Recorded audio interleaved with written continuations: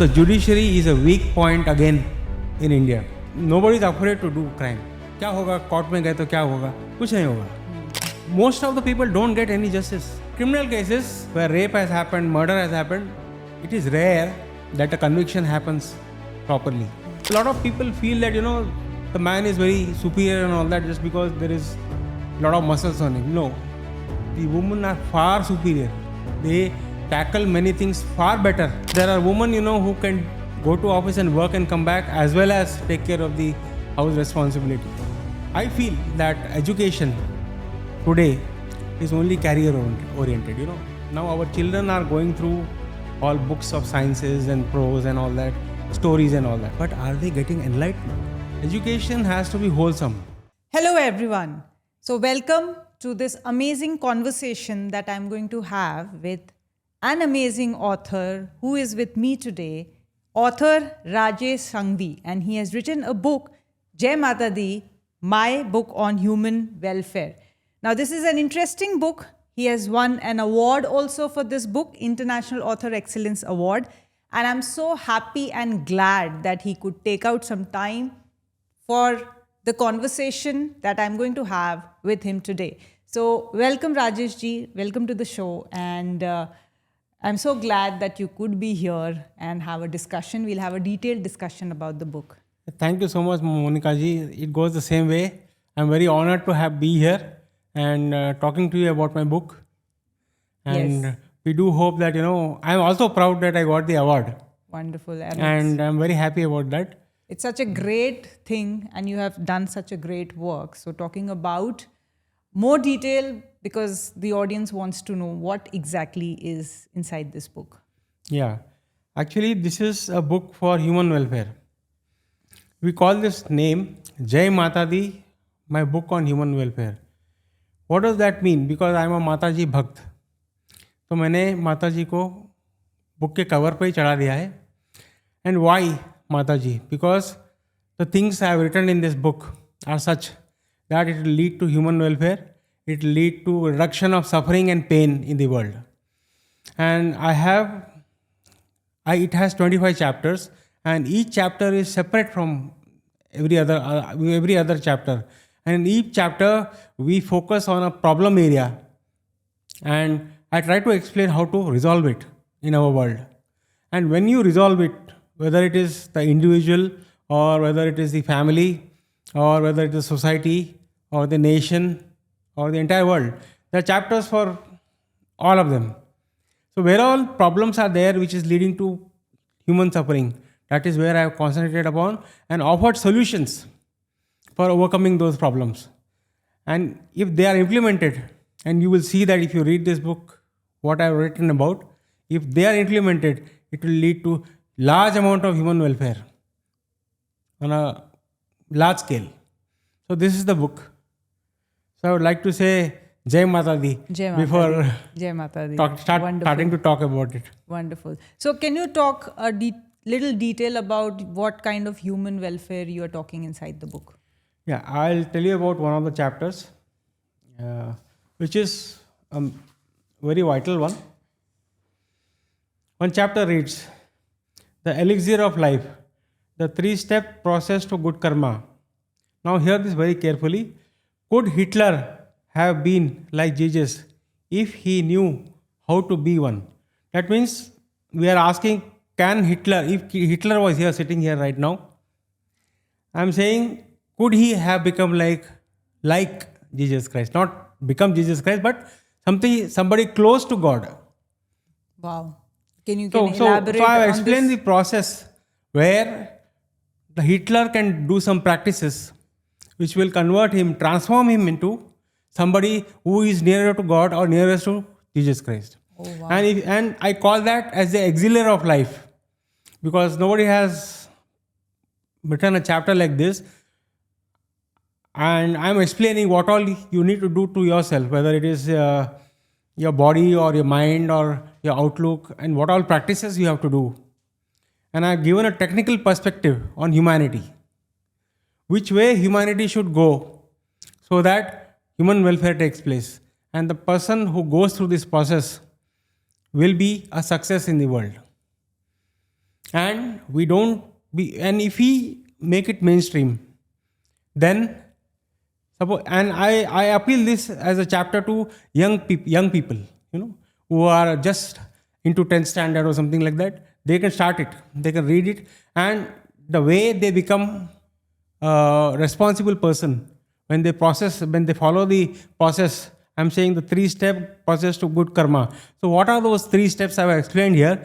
If they practice that on themselves, automatically they'll become pious and holy. And definitely, they'll never be Hitler. They'll be more like Jesus Christ, somebody who is beneficial to the community, doing good things to the world.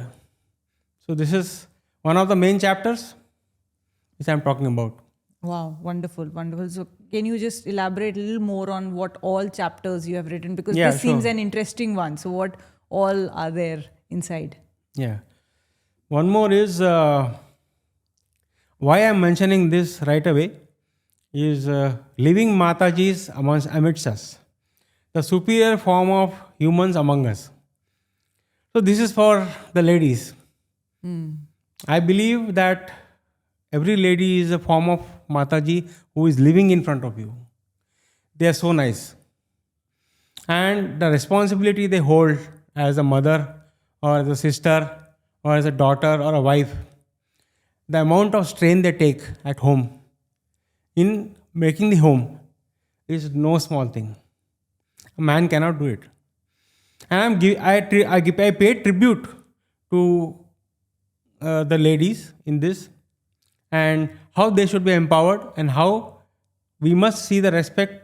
We need to give the respect to them, realizing that how much they are contributing to the society, to the family, and the well-being of the entire family. And it's not no small task. It is no small task. True. And I've written it with a lot of affection, you know. Why? Because I studied, I understood, I perceived what my mother did for me, or my sister is doing, or my wife is doing, what role they are playing, and how difficult it is. It's easy for a man to, you know, just go to office and work and come back. But there are women, you know, who can go to office and work and come back as well as take care of the house responsibility. So a lot of people feel that, you know, the man is very superior and all that just because there is a lot of muscles on him. No. According to what I know, the women are far superior.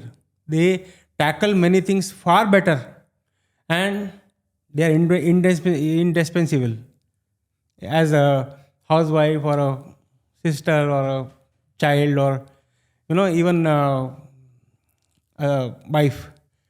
So I have written a chapter about paying tribute to the ladies of this world, and I feel proud to call them living Matajis. So you are a living Mataji. Thank you so much. Thank you.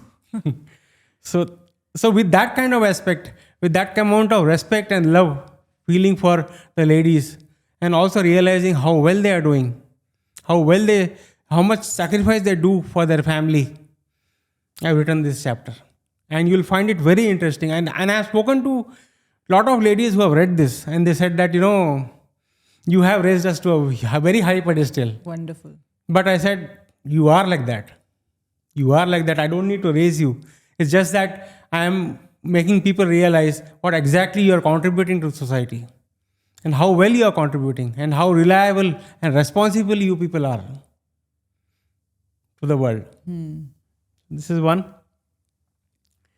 Then I talked about education. Let us talk about education. Education is a very big field, and I feel that education today is only career oriented. You know, you learn things. Okay, you made this room, right? So somebody learned how to make it, right? So that is called external engineering. Means whatever is not part of this body, whatever you are doing outside of this body, is all external engineering. These buildings, these trains, these aeroplanes, everything is external engineering. But what you do to engineer your own body, this body is the most sophisticated machine. I wouldn't call it machine because it is made by God, and God also resides in us, I believe. But it is the most complicated thing which is available on our planet. So how do we utilize that in a proper manner? There is a science which engineers your inside, whether it's the brain or whether it's the body, and it gives this is called yoga, which is called inner engineering, which is I'm taking a term from my guru. Sadhguru's a part of a leaf out of his thing. So what I'm saying is this inner engineering is transforming your body to make it very conscious and responsive to the world, and also responsible to the world.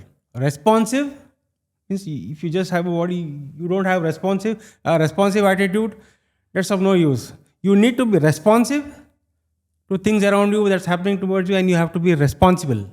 Right. So that is the inner engineering, and that is gone through with the yoga and many other practices which Sadhguru has taken. Because I have seen many other gurus also, but what I felt was Sadhguru was one of the best. I have a different view about education. Now our children are going through all books of sciences and prose and all that, stories and all that. Okay. That is one aspect of education. But are they getting enlightened because of reading these books? Or what is being taught in the school? They are only bothered about कितने marks है, 90% आए, 95% आए, मेरे को 98 होना. This is not education. Education has to be wholesome. Are you sure that if he gets 98%, he'll be a good man? Tell me. No surety as such. No surety that he'll be a good man, he'll be a responsible man? No, na? No. So I am talking about a system of education where we can say guaranteed that this man will be good for the world and he has had wholesome education. So what is this wholesome education? Wholesome education is this yoga or this process of life is being taught to the child at the right age, after puberty. That what is he supposed to do and how does he make his body also ready to receive the world. So when this process is going on through the school, by 12th standard, he should be an enlightened being. Enlightened being means he knows what is what, and he's ready for success in the world. Right. So you all know what is enlightenment. We talked about Buddha's enlightenment or this person's enlightenment or that person's enlightenment or Jesus Christ's enlightenment or anything. Enlightenment means everybody knows what is enlightenment. But right now in this world, we want everybody to be enlightened. And how can we start enlightening people? That's when they just become a man or a woman. And they go through some practices where the enlightenment happens. And on the other hand, the knowledge from the books and all that, from the sciences, which are taught in the school, whether it's physics, chemistry or whatever, or prose or stories or whatever, that also comes. When you have this one and this one, both combined together, don't you think that's a wholesome education? Yes. So you are combining the Orient with the modern. So then the product which comes out of the school is guaranteed success in life. And what should be the process step by step, I have explained in the book. So children need, once they become an adult, puberty happens, they should be transformed into, they should have enlightenment, plus they must have the ability to earn through the career which they are going to get. So this is called amalgamation of inner engineering with external engineering, or allowing the child to have enlightenment. Not child, I would say the man, just the new man has to have enlightenment. And this should be a guaranteed process. So that whoever goes through this is always a success. So that's one. So this is the big step we need to take. Both things are available in our world. The process through which where you get enlightened and also the sciences. You just need to get it into the school together. Yes. And impart it. Then I'll talk about one thing, small one. Ending the suffering of the poorest of the poor in our Bharat. You see, there are a lot of people who are begging and a lot of people who are injured, and so many things are happening, and nobody pays heed to them. I'll tell you, we spend so much money on armaments. I'll say, what is that? Some missile was there which is called 400, SU 400 or something like that, which costs billions of dollars. Okay, if you take out 10% of those expenses and you concentrate on poor people, you don't give it to them for wasting. Just giving money to poor people is not enough. Right. You utilize that to bring those people who are on the streets or in the villages who are very poor, bring them towards education, bring them towards skilling them. You skill them. And it has to be proper. Means those whom you appoint for giving the skill should be well paid. Right. It should, because anyway, it's billions of dollars, right? So there is no problem of funds. You just allocate it properly, allocate it to responsible people who will gather all these people and give them a new life. Either by teaching them some skill, or if they are badly, appai jada ho gaye, I mean, they cannot work, then you put them in a proper home, give them the dignity of life. Every human needs dignity, right? True. But if you just ignore them, that's not what we are supposed to do. And then you are spending so much on armaments which you are going to use for a war or something or the other, or it's just going to lie in storage. Okay. A part of it, I feel, even 10% of it or 5% of it, if you utilize towards this, the entire India's poor people will get back into society. Right. So this is one idea. Then I'll talk to you about something very, very important now. I believe that the nation has 4 pillars on which it stands. One is education. You know that, are you aware that 95% of the educational institutions in India are government? And only 5% is private? Similarly, medical care and hospitals, hardly 5 to 7% are from the private sector. And the rest is in government sector. So these 2 are pillars. One is education, one is medical care, medical facilities. So these 2 are on a very weak wicket. Why? Because government schools, nobody sends. True. For people to educate. If they don't have choice only, they will send. Yes. Similarly, for hospitals, nobody will send you. You are afraid that you may not come back. You are afraid to go there. You may not come back. So, and this is the percentage breakup. 95%, 5%. So you have to pay hefty fees to those 5% hospitals to, get cured, or you have to pay whatever small amount to the government hospital, but it's not going to be really effective. So these are the 2 pillars which are on a weak wicket as far as India is concerned. The third pillar is the judiciary. I have studied the judicial system in Britain, UK, and the US.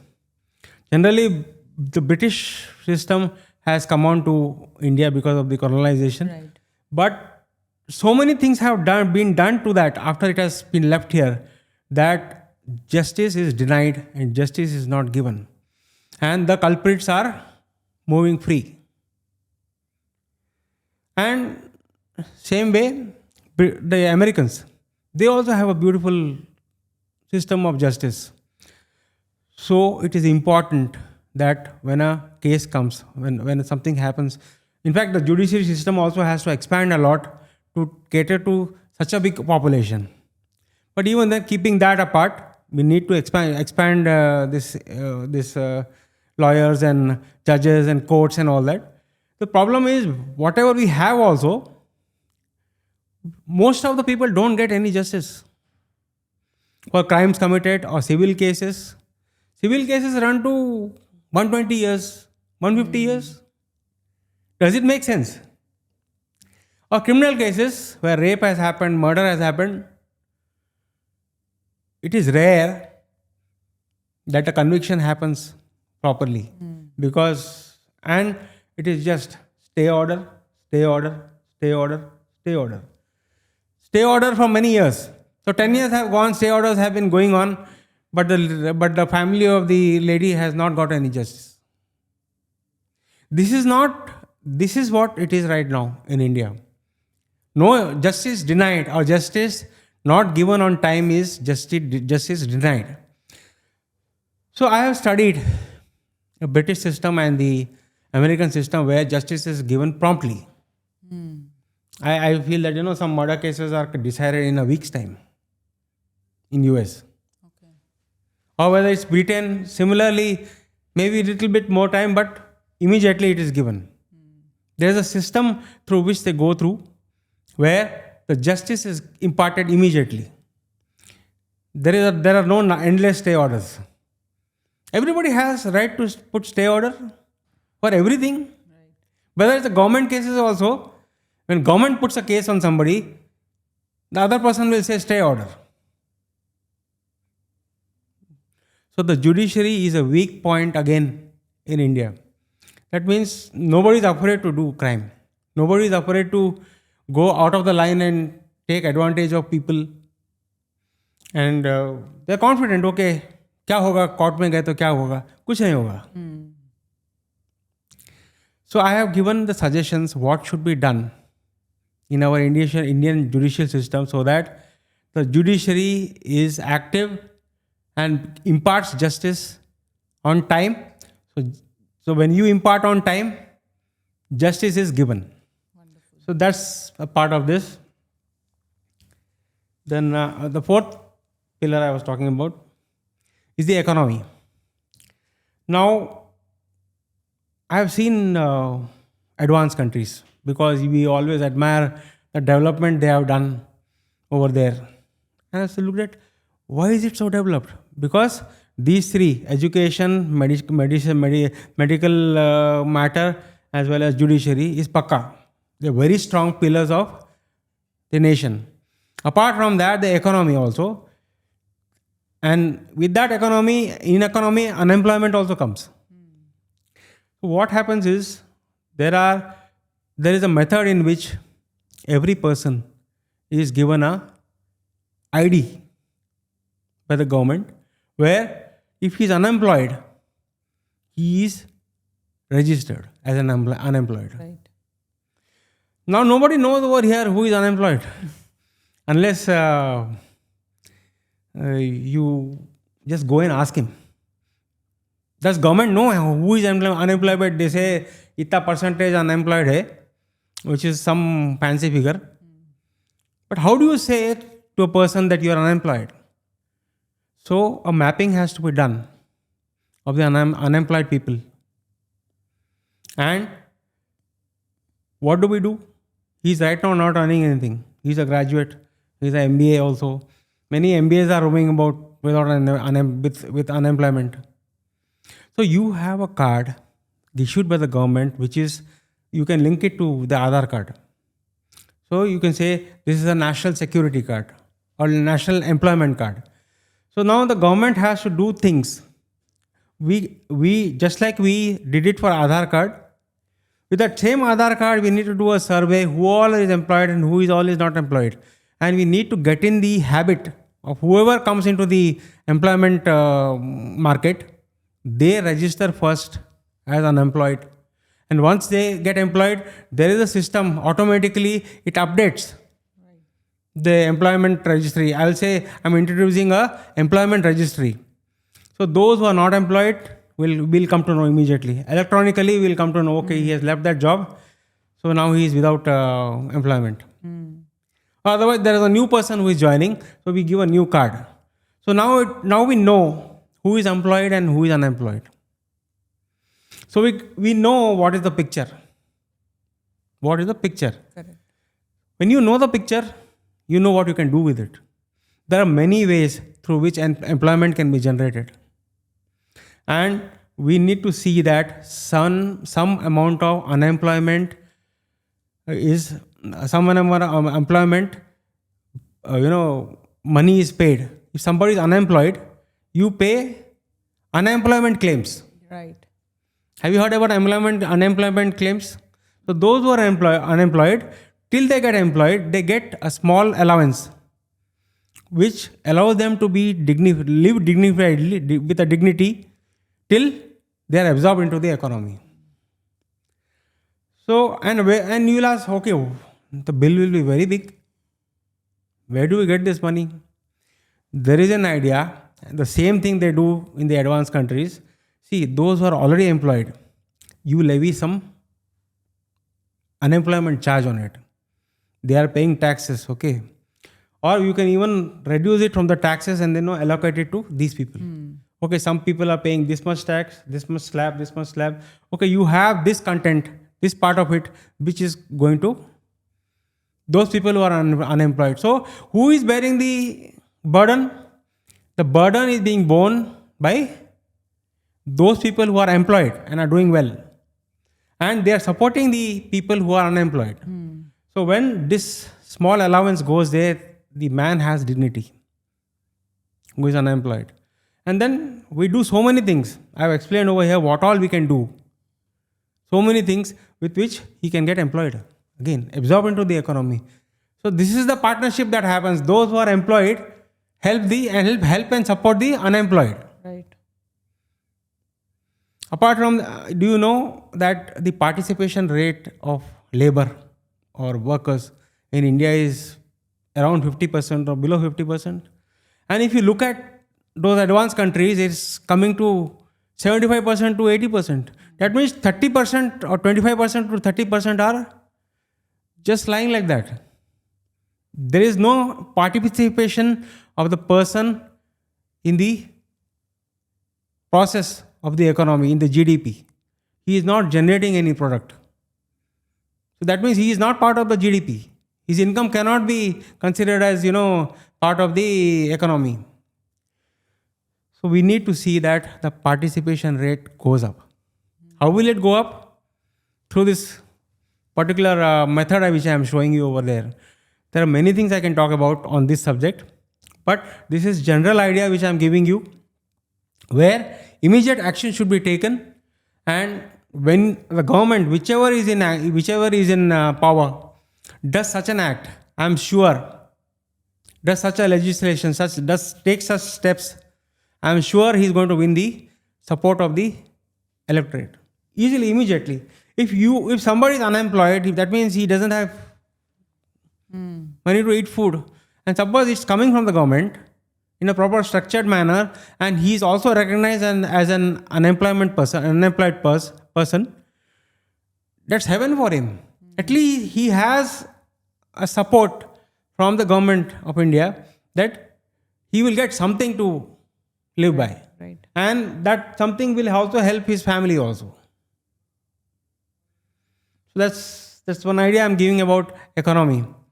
There are many ideas which I can give about economy, where it will catapult the Indian economy towards becoming an advanced economy. They're all there in that. But right now, if I were to elaborate on all of them, we won't have time, and you would lose interest in my interview. Right. So some of the important things I'm telling you, maybe, this is very important.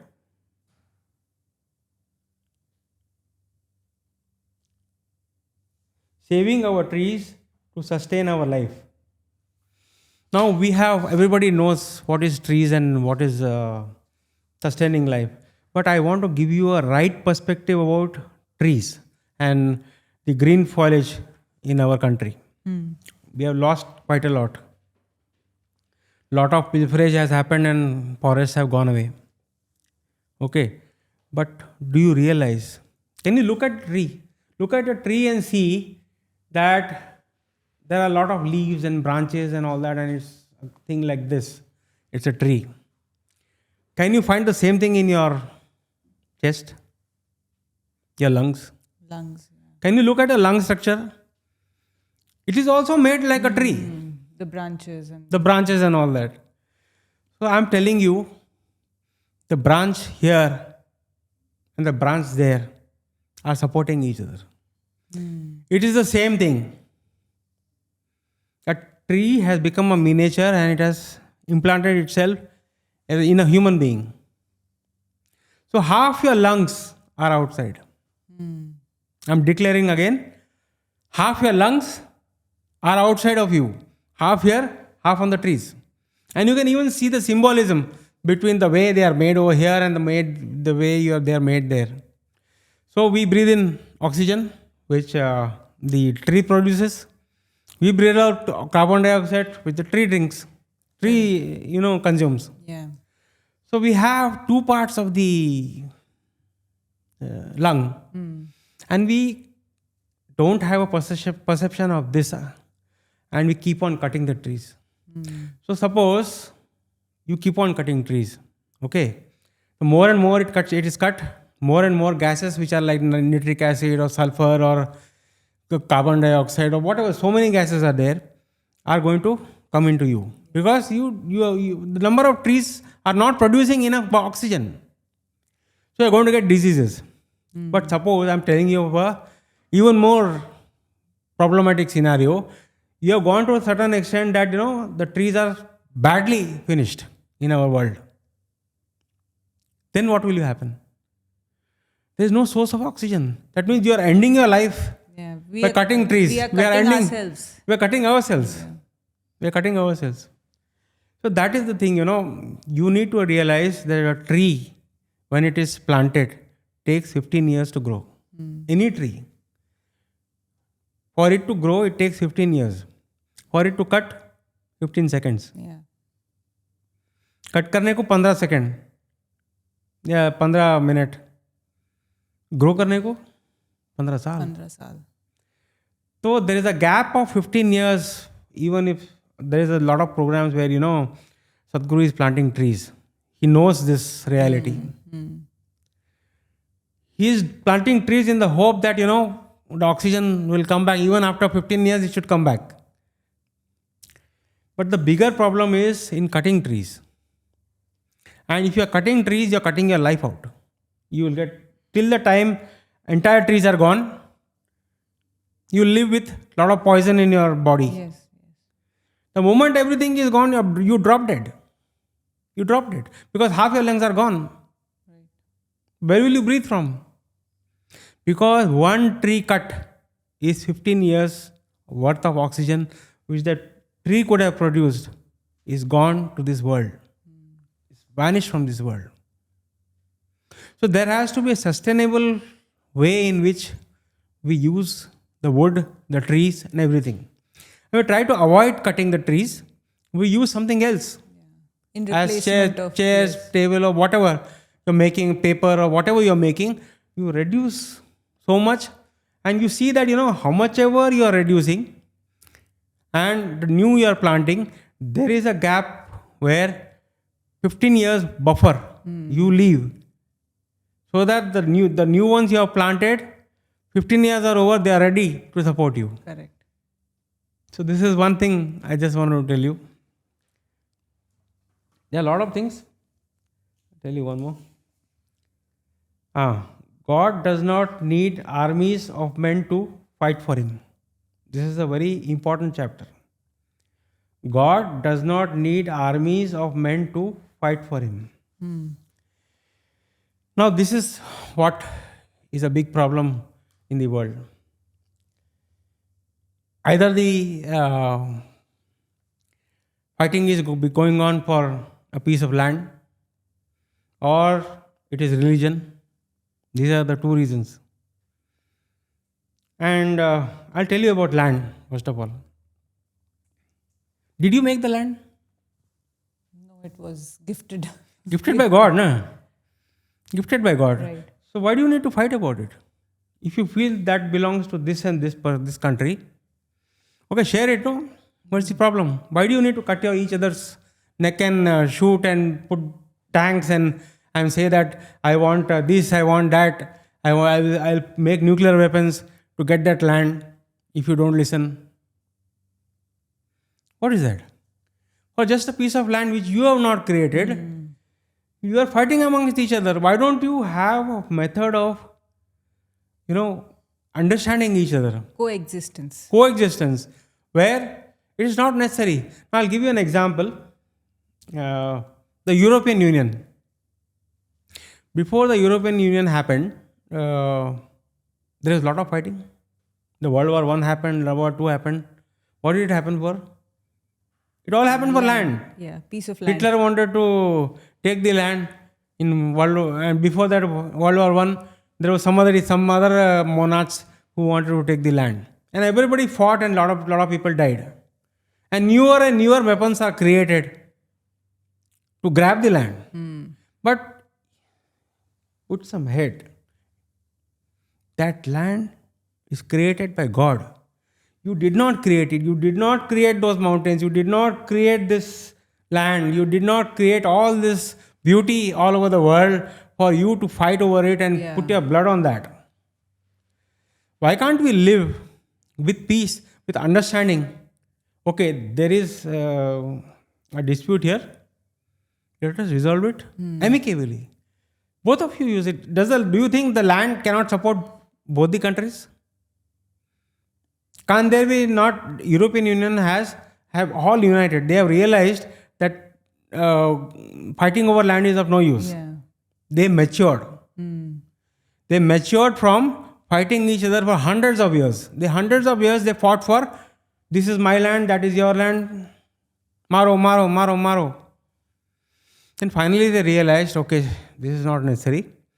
Let us make a union, European Union, where everybody, you just need a on-arrival visa.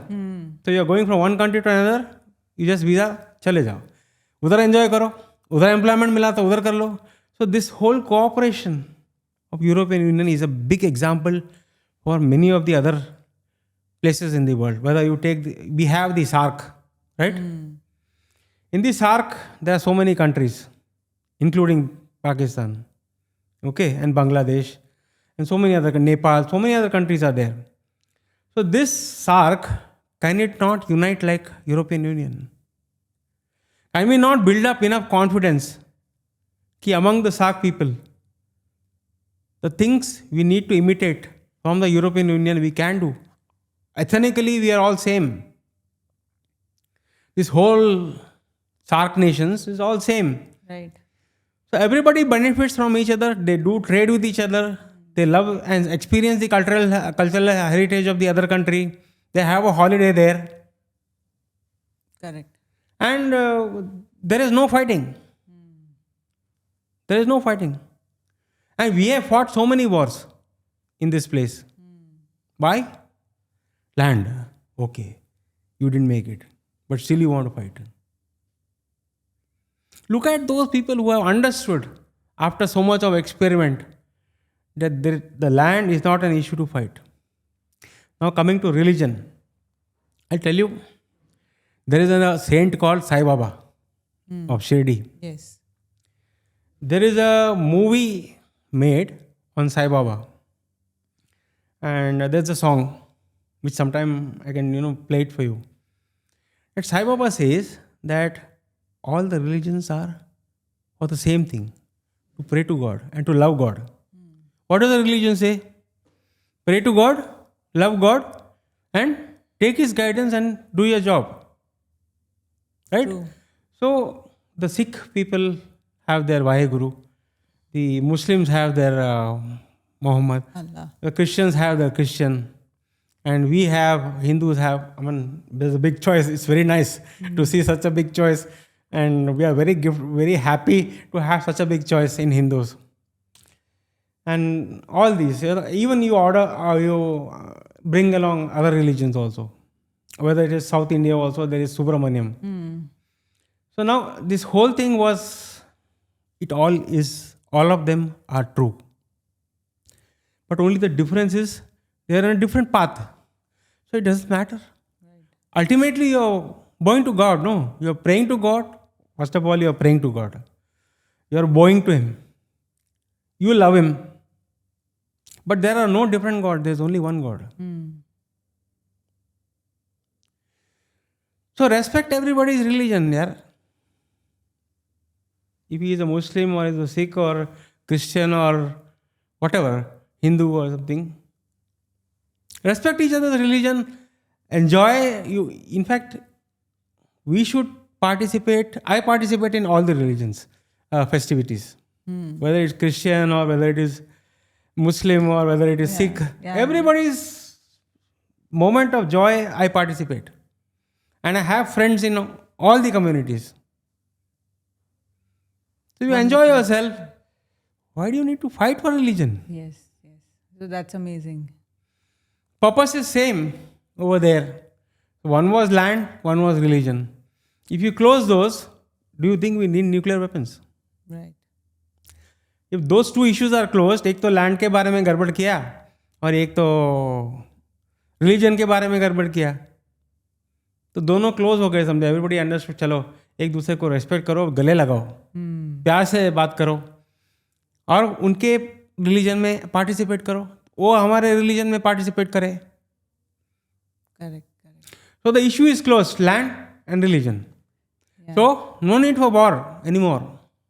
So one quick question: if anyone wants to buy your book, how can they buy your book? It's there in Amazon, So Amazon.co, UK.com, So everywhere on Flipkart, Amazon. and many of the ebook websites. Correct. Everywhere it is available. And there's an audiobook also. Wow, wonderful. So that would be great for the listeners. So if they want to purchase this book, they know where to go. They have to go on Amazon or Flipkart and type the title of the book. No, They'll don't type find- the title. Title is very big. So then Jai how do Mata they- Di, my book So on how- human how they- welfare. how Just would they type find- Rajesh D Sanghvi. So type the author's name, Rajesh D Sanghvi, and you'll find this book. Go grab your copy and you'll get a lot of insights. So There is a today- Hindi book also of the same. Yes. So today we just had a little short intro of what exactly is inside the book and from the author himself, what all made him write this book. So that would be an interesting read. So if anyone wants to connect with you, My Facebook is there. Right now, my Facebook business page as an author is having 2.5 million followers. wow, amazing. Now, I gave a lot of speeches on different topics and posted on Facebook. Many people liked it, so they started following me. Now, in past 3 or 4 years, my first earlier was about 20,000, something like that. It has grown to... Yeah, because you're doing such a amazing work that people are following you. So that would be great Yeah, so for they the like it. audience also to connect with. They liked it, they like it, तो immediately follow करता है. मेरे को राजेश का क्या नया post है वो देखना है. Amazing. And I've given a lot of speeches also on many global issues, which is very, very disheartening, on what I've given. Right. I'm always giving speeches on saving lives, So that which are that's getting amazing. butchered. Yes. So that would be amazing. So the link of author Rajesh Sanghvi, I will write in the description box. Please go and follow the author, and it would be an amazing connect to follow him on Facebook. And yes, you can purchase this book on Amazon. It's available, a must-read book which have won the award, International Author Excellence Award in Dubai 2025. So thank you, author Rajesh Sanghvi, for coming out here. There are and- these are how many topics did I touch? 5 or 6? Yes. So there are a lot of There are topics. 25 topics are there. 25 topics. We could only cover 5, so that was an interesting part. So for more, of course, the readers will have to go and buy your book. So You're thank you so welcome. much. I wrote this book because I felt too many of us are suffering for nothing. Right. If we had the right knowledge of life, the right way to function in our world, I tell you, the heaven everybody says is up there. But we went it so many times. There were no heaven seen. So many rockets have been put. So many aeroplanes are going. Yes. But I could not find any heaven there. God gifted the heaven on earth only. We made it a hell. Correct. True. If we change our ways to what God told us how to live, then this would be heaven. And that's what I mentioned Sai Baba. So see his movie. His old movies there were Manoj Kumar and Rajendra Kapoor is there. Kapoor is there. See the movie. Right. How well he lives in a what do you call, mosque. But all his followers are either are all Hindus.